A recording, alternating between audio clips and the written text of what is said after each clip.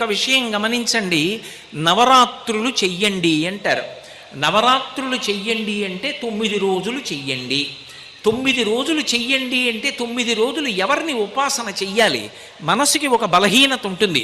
ఒక రూపం చెప్పలేదనుకోండి, ఒక పేరు చెప్పలేదనుకోండి, నామము చెప్తే రూపం గుర్తొస్తుంది, రూపం చెప్తే నామం గుర్తొస్తుంది. అది లోకంలో ఉండే లక్షణం.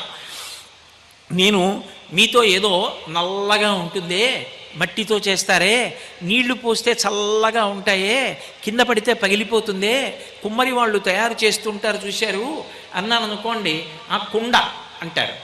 నేను రూపం చెప్తే నామం చెప్తారు. నేను కుండ అన్నాను అనుకోండి, ఒక కుండ తీసుకురండి అన్నాను అనుకోండి, మీరు కుండే తీసుకొస్తారు తప్ప బింది తీసుకురారు. నామం చెప్తే రూపం గుర్తొస్తుంది, రూపం చెప్తే నామం గుర్తొస్తుంది. అది మనసుకు ఉండేటటువంటి లక్షణం. అసలు మనసు పట్టుకోవాలంటే దానికి నామము రూపము ఈ రెండూ కావాలి.